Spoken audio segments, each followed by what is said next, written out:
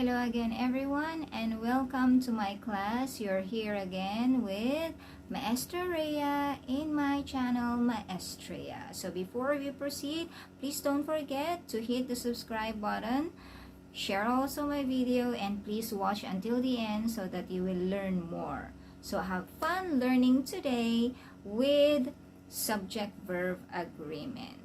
Actually, ladies and gentlemen, this topic had been suggested to us by one of our commenters, one also of my former students, Kathleen Mateo. Hi there, Kathleen. So she mentioned about subject-verb agreement and tenses of verbs. But of course, I'm not going to focus on all the rules in subject-verb agreement. I only personally chose 3 because I believe that these 3 rules are sometimes overlooked.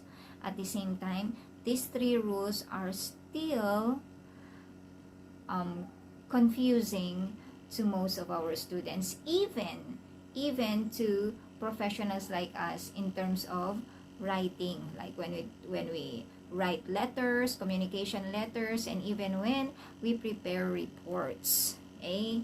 So this is very important to understand and to master because we need to also achieve clarity and credibility in our writing. Not only in our writing but also in our spoken activities.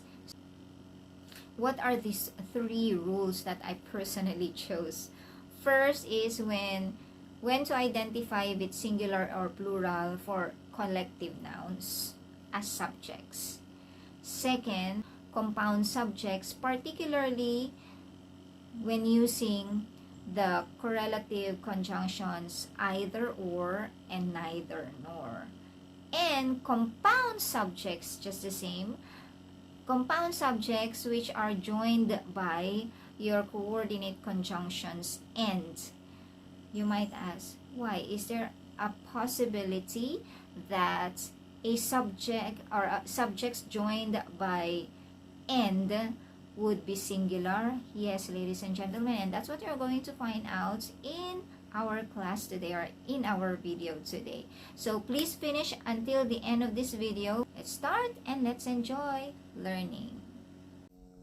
So we have now our first rule on the use of collective nouns. Collective nouns can have singular or plural verb depending on how we mean it or what we mean in the sentence. So for example, in this first sentence, the jury is checking on the final tally of results. You can see here that in this sentence, the jury is taken as one group. So it takes the singular form of the verb, simply because the jury as a collective noun refers to a single unit, a group. So it's taken as singular, one. So it should have the singular verb. When do we use it? When it comes to plural. Okay? So we have the second sentence. The jury are arguing on the final tally of results. As you can see here, the same sentence, only the verbs vary. Here in the second sentence, we're using already the plural are, simply because we're referring to different individuals that comprise the jury.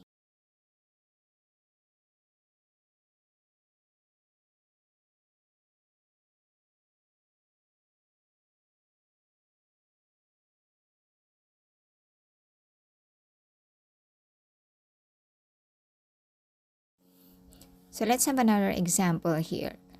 The cast is celebrating the success of the play. The collective noun cast here is taken as a single unit, a group. Therefore, it's singular in form. So we are going to use the verb is.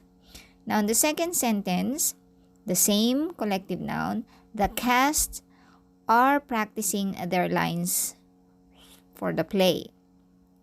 Now the cast here has a plural verb because it's used or it's referring to each member of the cast. And you have there your clue, the pronoun there, which suggests that we're referring to each member of the cast or group.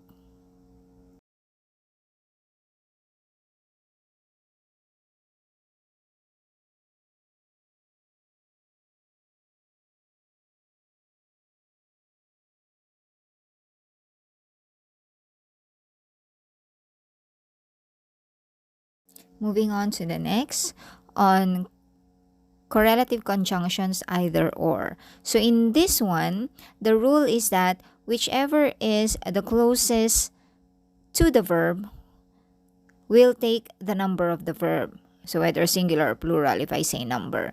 So in here, in the sample sentence, either MM or the other girls are bringing food. Why are? Because the closest subject is the other girls, not the subject MM, but the subject the other girls. So it's the closest to the verb, so it will have to take are. The next sentence.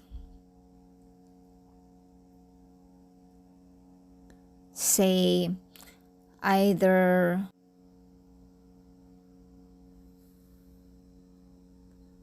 the boys or Roma is attending the concert.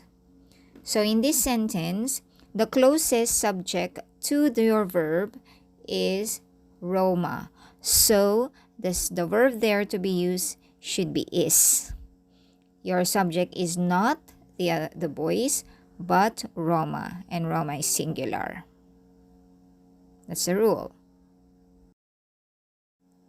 So here is another example. Either Ran or Jimmy throws the ball into the window. So it's not Ran, which is your subject here, but Jimmy. So Jimmy here is singular, so the verb is singular as well, throws. Another sentence. Either Nikki or Johan's friends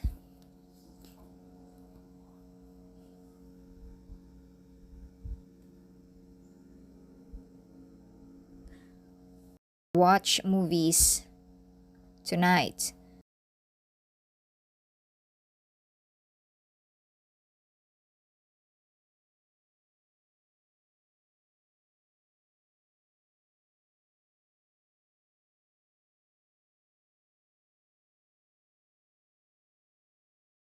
So your closest subject to the verb is Johan's friends, not Nikki. So your verb should be plural. The same rule applies to the correlative conjunction neither nor. It's the same rule as that of the correlative conjunction either or. So whichever is the closest subject to the verb will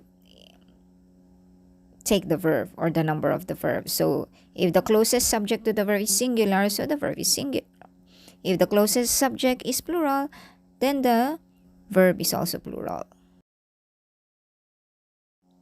Such as in the sentence, neither Brielle or Janteus dogs break the glass. So your closest subject to the verb is not Brielle but Janteus dogs or dogs. So your verb there is plural, break. On another sentence, so we have neither Roma's classmates nor teacher Mila cleans the room. So teacher Mila there is your closest subject to the verb. Therefore, the verb should be singular because teacher Mila there as a subject is singular in form.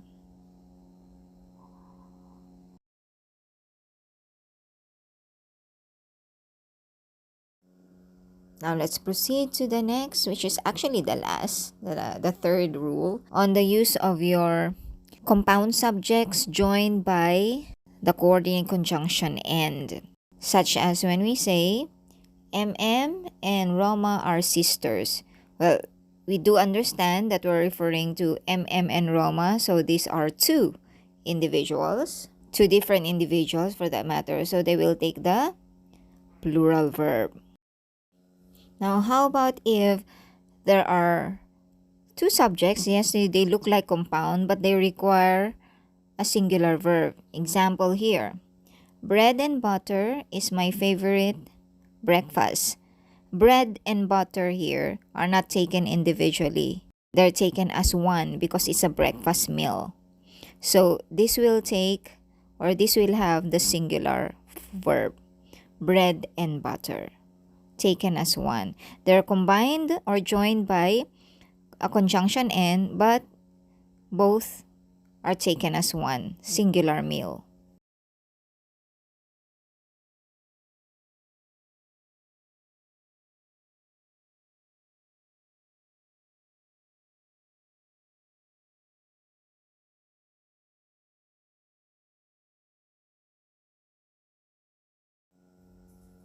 On the third sentence, this one, you're taking the two subjects COO and founder as one because since you're referring to both the CEO and the founder in one person, so you make use here of the singular verb. So the CEO and the founder receives because you're referring to just one person. So this person is both the CEO and the founder. The same rule goes for proper nouns. Proper nouns joined by "and" would take the singular form of the verb because they're proper nouns. Example, titles of films, books, songs, which are combined by the conjunction "and." They're taken as proper nouns, so they will take the singular form. So there you have it, my dear students, everyone. So those are the three rules I focus on today. So I hope you have learned a lot again, and please make sure that you use these rules or master these rules and apply them in your work or even in your writing for students, of course. And if you enjoyed and learned a lot from this video, don't forget to leave a message and or hit that subscribe button. If not, call your friends to watch and learn from my class. So this is Maestra Rhea, and see you again next time for our next topic. Bye-bye.